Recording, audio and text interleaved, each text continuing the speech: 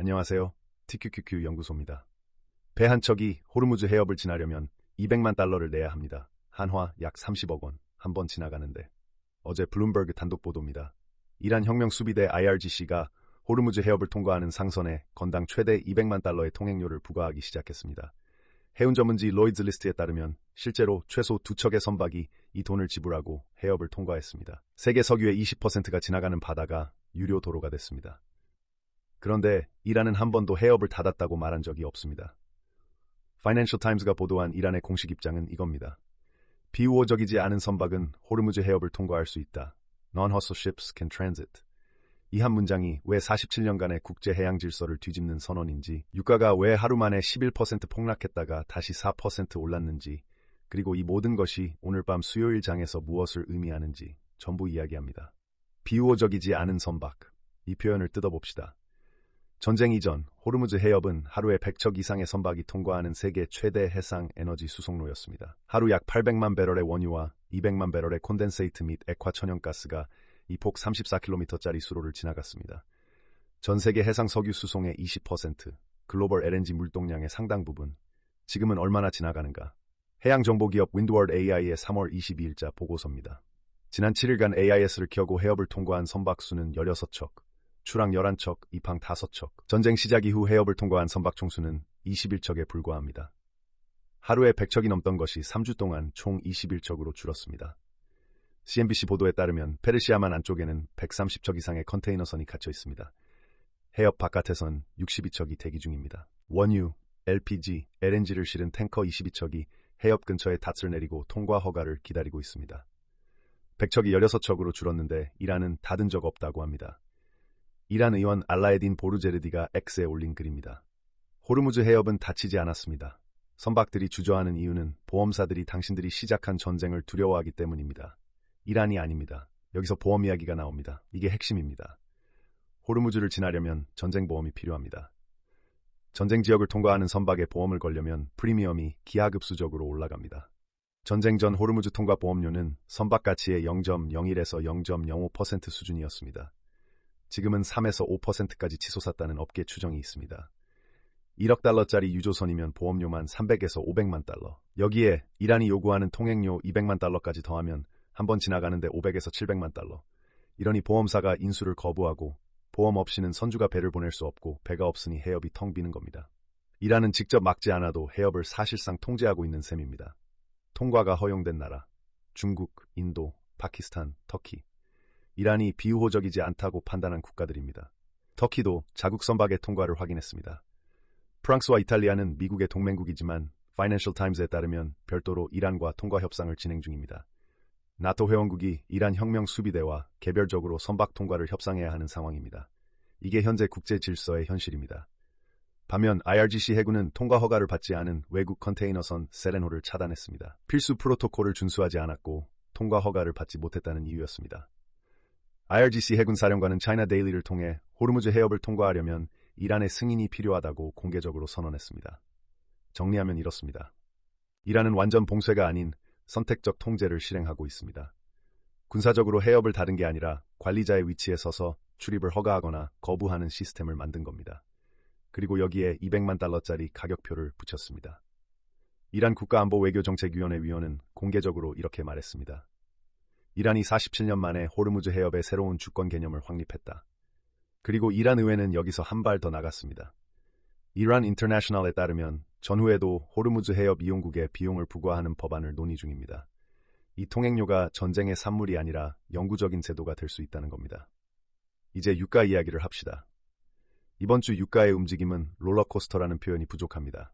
지난 금요일, 트럼프가 이란에 48시간 최후 통첩을 보냈습니다. 호르무즈를 열지 않으면 발전소와 에너지 인프라를 완전히 파괴하겠다. 포춘에 따르면 브렌트유는 배럴당 112달러를 넘겼습니다. 악시오스는 원유가 트럼프의 호르무즈 위협에 요동쳤다고 보도했습니다. 월요일, 트럼프가 갑자기 태도를 바꿨습니다. 이란과 매우 좋고 생산적인 대화를 나눴다. 에너지 인프라 공격을 5일간 유예한다. CNBC 보도입니다. 시장은 환호했고 원유는 폭락했습니다. 브렌트유 마이너스 약 11% 99.94달러, WTI 마이너스 10% 이상 88.13달러, 브렌트유 112달러에서 100달러 아래로 WTI는 88달러까지 하루 만에 10% 넘게 빠졌습니다.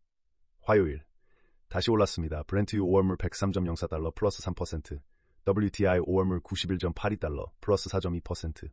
왜 다시 올랐는가? 첫째, 이란이 트럼프의 생산적 대화 주장을 전면 부인했습니다. 이란 외무부는 미국과 어떤 대화도 나눈 적이 없다고 밝혔습니다. 직접 소통도 없고 중계를 통한 소통도 없다고. 이란 관영 타스님 통신은 트럼프의 발언을 심리전이라고 규정했습니다. 이란 외무장관 아라크치의 발언은 더 강경합니다. 타임 보도를 인용합니다. 우리는 휴전을 원하지 않습니다. 이 시나리오가 언젠가 다시 반복되는 것을 원치 않기 때문입니다. 전쟁이 완전히 영구적으로 끝나야 합니다. 휴전이 아니라 종전을 원한다. 이건 5일 유예 같은 단기 조치로는 해결이 안 된다는 뜻입니다. 둘째, 5일 유예 기간 중인데도 공습이 멈추지 않았습니다. CNN 라이브 업데이트에 따르면 테헤란에서 대규모 폭발이 보고됐습니다. 타브리즈, 이스파한, 카라지에도 공습이 이어졌습니다. 가스시설 2곳과 파이프라인이 타격당했습니다. 이란 정부는 2월 28일 전쟁 시작 이후 민간인 1,500명 이상이 사망했다고 발표했습니다. 유예라면서 폭격이 계속되고 있습니다. 이 유예가 진짜인가? 시장은 의심하기 시작한 겁니다. 그런데 여기서 흥미로운 정보가 나옵니다. CNN은 이란 소식통을 인용해 미국이 먼저 접촉했다고 보도했습니다. 제루살렘 포스트에 따르면 이란 정보부가 제3국 정보기관을 통해 CIA에 간접적으로 접촉했다는 보도도 나왔습니다. 이란 지도부가 연이은 이스라엘 공습으로 혼란에 빠지면서 종전 조건을 논의하려 했다는 겁니다. 블룸버그도 트럼프가 이란 공격을 5일 유예하며 휴전 협상이 시작됐다고 보도했습니다. 트럼프는 CNBC에서 이란이 핵무기를 포기하고 우라늄 농축을 중단하며 기존 비축분을 넘기겠다고 약속했다고까지 말했습니다. 그리고 이란도 호르무즈를 다시 열기로 합의했다고요. 이란은 이 모든 것을 부인합니다. 진실이 뭔지 모르겠습니다. 둘 중 하나가 거짓말을 하고 있거나 백채널이 존재하지만 양쪽 다 공식적으로는 인정할 수 없는 겁니다. 골드맨삭스는 이 혼란 속에서 원유 전망을 대폭 상향했습니다. 브렌트유 3에서 4월 평균 110달러, 기존 전망 98달러에서 12달러 올렸습니다. WTI는 3월 98달러, 4월 105달러. 전쟁이 끝나지 않는 한 유가는 100달러 위에 머물 것이라는 판단입니다. 유가 100달러가 여러분에게 무슨 의미인가? TQQQ를 들고 계신 분들, 그리고 나스닥에 투자하고 계신 분들에게 미국 휘발유 가격입니다. 올해 초 갤런당 3달러 수준이었습니다. 지금 3.75달러를 넘었습니다. CNBC는 향후 몇 달 내에 4.30에서 4.50달러까지 오를 수 있다고 전망했습니다. 평균 미국 가정 기준으로 월 100에서 150달러의 추가 연료비 부담입니다. 동시에 유가 상승은 인플레이션을 밀어올립니다. 연준이 금리를 내리기 어려워집니다. 시장이 연초에 기대했던 금리 인하가 점점 뒤로 밀리고 있습니다. 금리를 못 내리면 성장주의 현재 가치가 하락합니다. 미래의 이익을 할인하는 금리가 높으면 미래 이익의 현재 가치가 낮아지니까요. 연준은 지금 덫에 걸려 있습니다. 금리를 내리면 유가발 인플레이션이 폭주합니다. 안 내리면 경기가 꺼집니다. 어느 쪽을 골라도 시장은 맞습니다. 유가 100달러가 연준의 양손을 묶어놓은 겁니다. 시장 온도를 체크합시다. CNN 공포 탐욕지수 15, 극심한 공포, 0에서 100 사이에서 15입니다. 전날 16에서 1포인트 더 떨어졌습니다. 시장 참가자 대부분이 공포 상태, BX 26.48, 전일 대비 플러스 1.26%, 주간으로는 플러스 18.37%, 월간 플러스 23.51%, 올해 들어 빅스는 82.49% 올랐습니다. 연초 대비 거의 2배. 공포를 측정하는 지표 자체가 2배가 됐다는 건 이 시장이 정상이 아니라는 뜻입니다. 빅스가 30을 넘기면 시장은 본격적인 패닉 모드에 진입합니다. 지금 26.48, 4포인트 차이입니다. 호르무즈에서 추가 악재가 터지면 30은 하루 만에 넘을 수 있습니다. 화요일장입니다. 나스닥 100 추종 ETF QQQ 585.91달러, 마이너스 0.36%, 200일 이동평균선 592.65달러 아래에 있습니다. 200일선 이격률 마이너스 1.14%, 100일선 612.84달러와의 괴리는 마이너스 4.39%, RSI 32.7, 과매도 진입 구간인 30에 바짝 다가서 있습니다.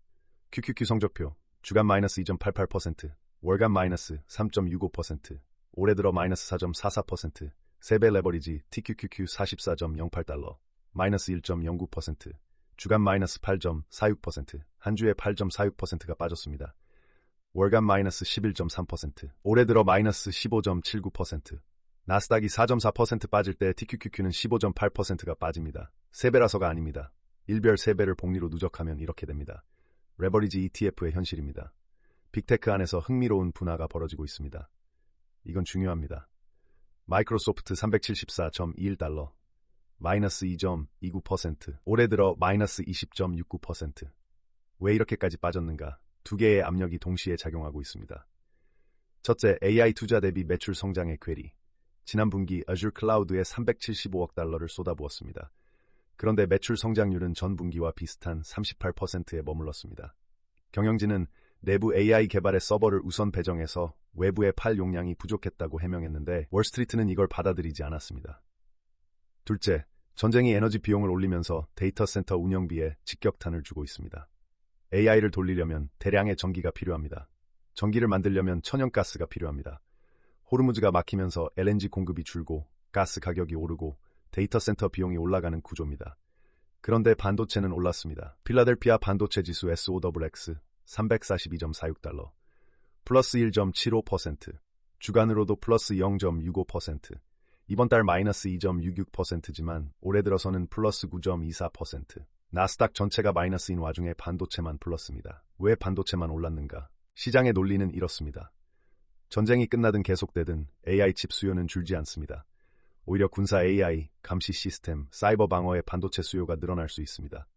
데이터 센터를 운영하는 소프트웨어 회사 MSSFT, 구글은 전기세를 걱정하지만 칩을 파는 회사 NVDA, AMD는 수요가 줄지 않는 한 괜찮다는 판단입니다. 칩을 만드는 데는 석유가 크게 필요하지 않으니까요. 큰 그림을 그려봅시다. 이란이 하고 있는 건 무엇인가? 전통적인 군사적 봉쇄가 아닙니다. 경제적 지렛대입니다. 완전히 막으면 전 세계가 적이 됩니다. UN 안보리가 움직이고 미국이 군사 행동의 추가 정당성을 확보합니다. 중국과 인도도 자국 선박이 못 지나가면 이란 편을 들기 어려워집니다. 하지만 열어놓되 내가 허락한 배만 지나가게 하면 이건 봉쇄가 아니라 관리가 됩니다. 중국 배는 갑니다. 인도 배도 갑니다. 세계 인구의 36%를 차지하는 두 나라의 에너지 공급은 유지됩니다. 이란 입장에선 우리는 닫은 적 없다. 미국 편을 든 나라가 못 지나가는 것뿐이라고 주장할 명분이 생깁니다. 47년간의 국제 해양 자유 항행 원칙이 도전받고 있습니다. 1979년 이란 혁명 이후에도 이란 이라크 전쟁 중에도 호르무즈 해협의 자유 항행은 유지됐습니다. 지금 이란은 그 원칙 자체를 바꾸려 하고 있습니다. 시나리오를 정리합니다. 시나리오 1. 외교 성공.